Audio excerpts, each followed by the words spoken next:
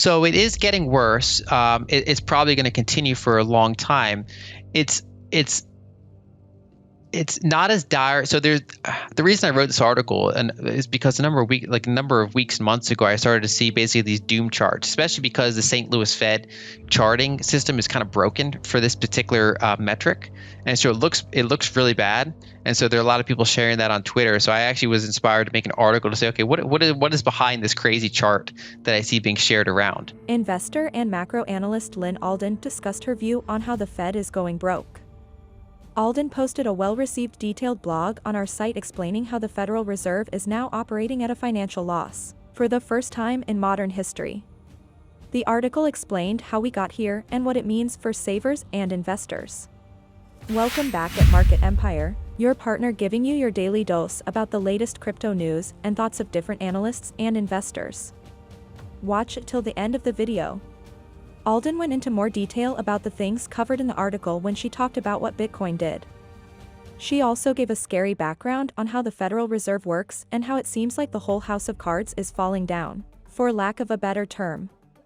Alden basically said that the Federal Reserve works like a Ponzi scheme because their business, as an arbitrage middleman, depends on new customers who don't fully understand how the bank works. Alden thinks that if more people knew how banks really worked and what their real role was in our financial system, they would choose other ways to keep their money and not look to banks as a safety net. So a central bank has assets, which, in the older days used to be, say, gold, for example. Now they're, often government bonds, mortgage-backed securities, other things like that. And then they have liabilities, which are the monetary base of that country. And so the United States, the Federal Reserve's monetary base, their liabilities, that's the monetary base of the country. That's basically base dollars. Like at the end of the day, that's what a dollar is. It's a direct liability of the Federal Reserve. And so you can have that in two primary forms. One is physical banknotes, right? If you hold physical cash, it's a direct liability of the Fed. And two, banks store their cash with the Fed in digital form. It's just an entry on the Fed's ledger, and that's a direct liability of the Fed. And so those two components make up the monetary base. And then what banks do is they essentially multiply it. So when you have a deposit at the bank, you have an IOU that is for $1, but they have way more IOUs than they have base cash, because they know that most people are not going to all redeem them at once or even try to. And so you basically have this fractional reserve system. And there's actually, I didn't go in this article, but then the third layer would be international, euro dollar system. Basically, you can have a foreign bank, they have a deposit at a domestic bank, and then they further fractionally reserve it for people that might be holding dollars with them. And so you have a series of fractional reserve IOUs built on fractional reserve IOUs at the end of the day are a claim on the liability of the Fed, or in another case, if it was Bank of England, whatever the case may be, that liability side of the central bank is the monetary base of the country. Basically, it's one of the cheapest source of funding available. I mean, that's a key thing that a bank does, is that they're able to borrow interest very, very low, and then they're able to lend it out at higher interest rates and collect that.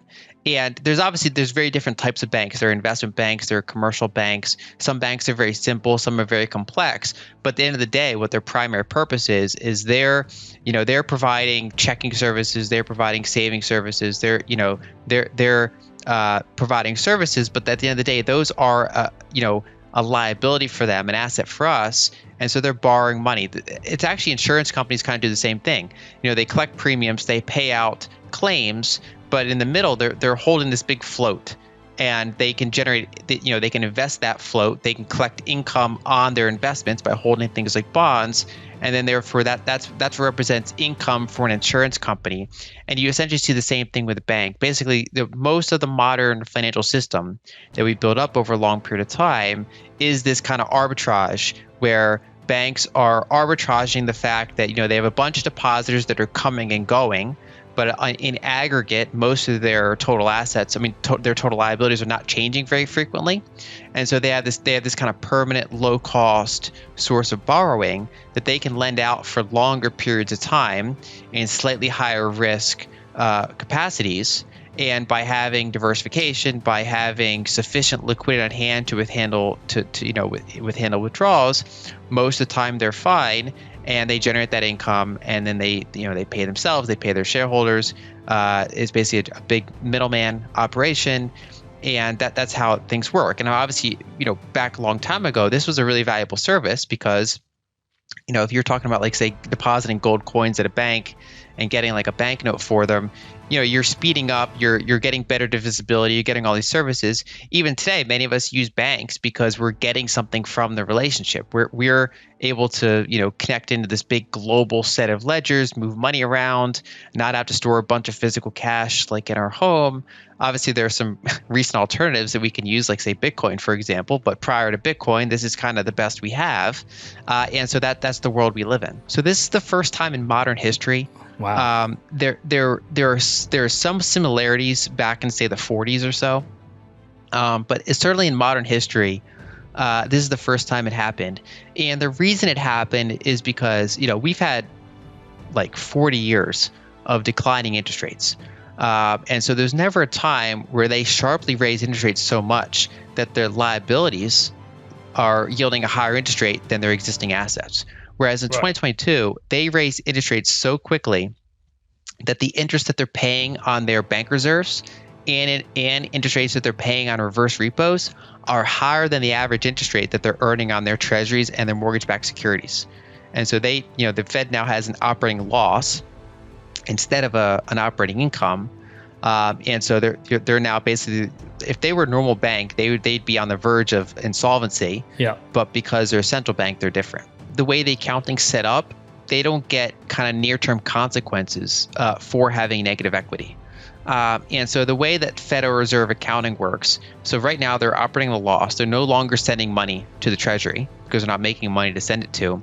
But then what they're essentially doing is they're eating into their equity. But instead of actually market to market and saying, okay, now we're actually approaching negative equity, they give themselves an asset. It's called basically it's a deferred asset, so that in the future, if they're ever profitable again, they get to pay themselves back first. They get to dig themselves out of this hole before they would resume having to give their excess profits back to the Treasury. And so it's kind of like if you had a business and it starts to go bankrupt, and you say, well, in the future there'll probably be a time when I'm not bankrupt, and so I'll you basically borrow from the future, from my future self to pay back when that happens. That's kind of the thing that the Fed's doing, where they're approaching negative tangible equity, but unlike a normal bank, there's no consequences when they hit zero. There's no consequences immediately, at least when they go negative. And so the main difference is just that they can continue operating, and it's actually the main consequences are for the Treasury. The Treasury now has lost a $100 billion income source. Yeah.